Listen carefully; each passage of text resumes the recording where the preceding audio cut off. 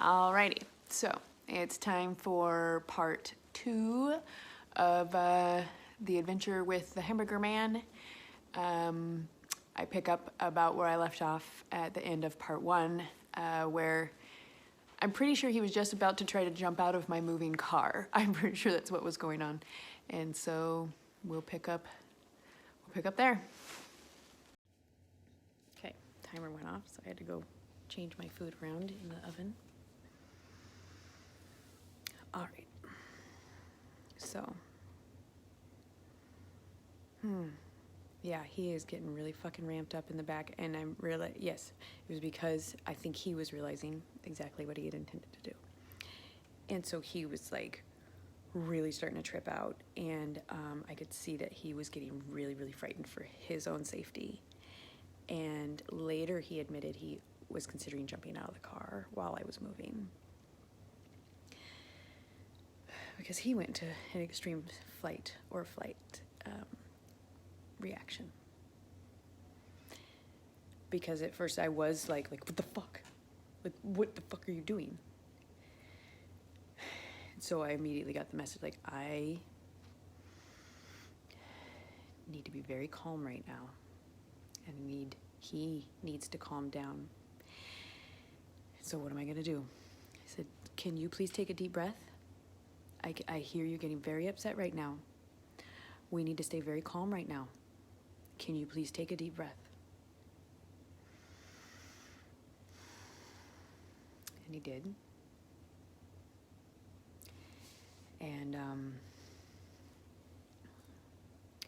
he started saying, I'm so sorry. I'm so sorry. Like, he just kept kind of repeating, like I could see he was in a loop, like a drunk loop. Like, I hear you. Thank you. I appreciate that you are apologizing. Thank you for being aware that I felt very unsafe and that was not okay. Thank you for your awareness. Thank you for your apology. Because he just kept doing it. Like, I'm just like, I hear you. Thank you. Please stop now. So, I at some point got the hit that I needed to ask him if he'd ever done that before.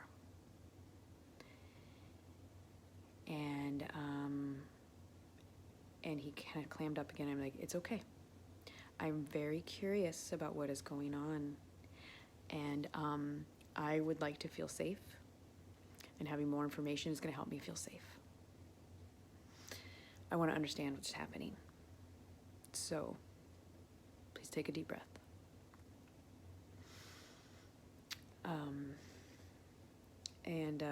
I honestly felt like it was in my favor that he was altered or potentially, I really got the vibe that he was potentially autistic.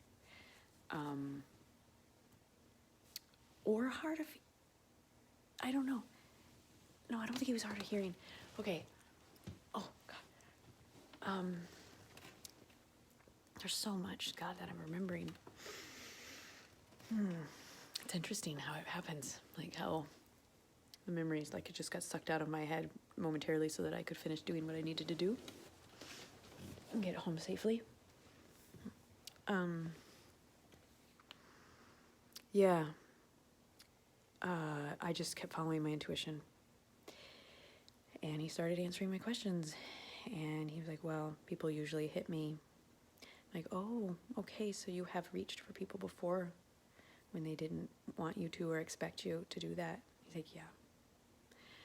Okay, you know that is not okay, right? Do you understand that is not okay?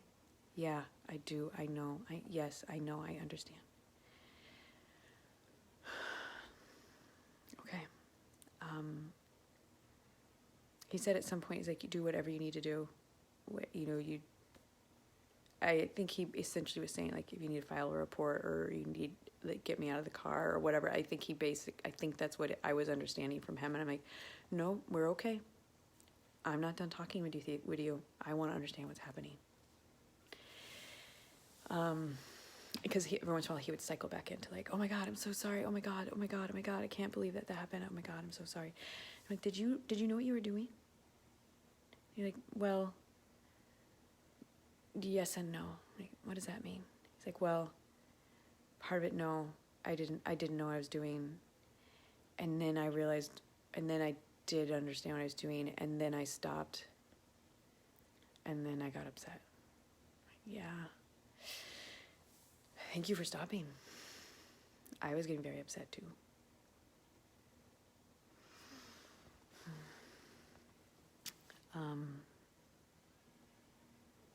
So we were getting pretty close. I was about to get off the freeway finally. It was finally our exit. And I said, okay, we're getting pretty close. Are you okay? And he's like, yeah, I'm so sorry. I appreciate that. Thank you. Are you ever going to do anything like this ever again? He said, no, never. I will never do anything like this ever again. I'm so sorry. If I could make the biggest apology there ever was, the biggest apology there ever was. Like, he just kept saying like that kind of little boy things. I would do it. I would make the biggest apology I ever could. Like, I hear you. I believe you. Don't ever do it again.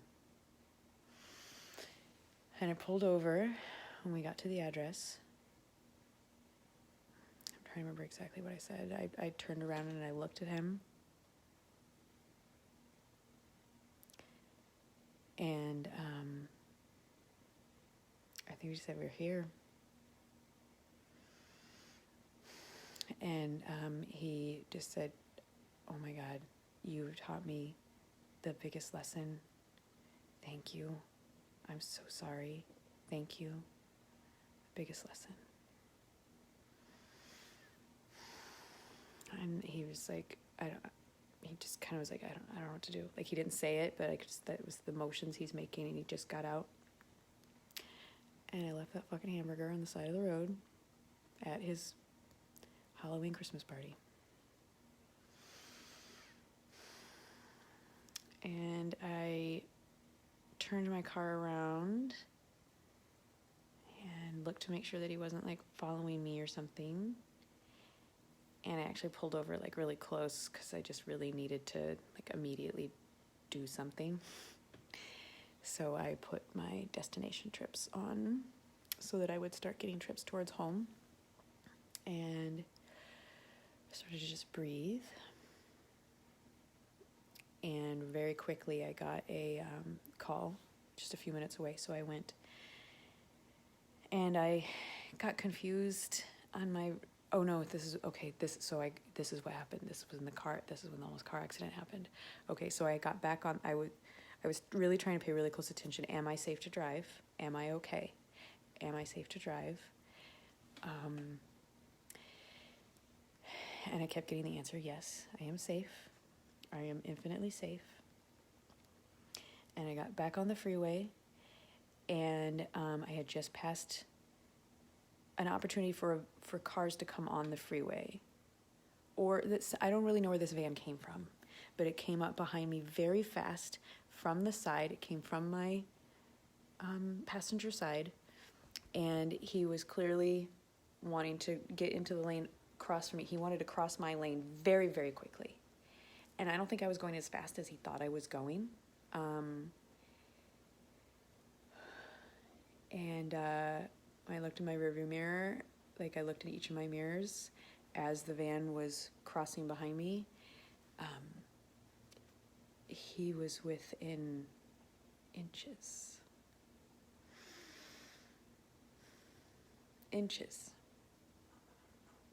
of hitting my car. And the speeds we were going, it would have been extremely serious if he had even just so much as tapped me. That would have caused my car to go into like a really fucking intense spin. But I am a fucking badass driver. And I did not panic.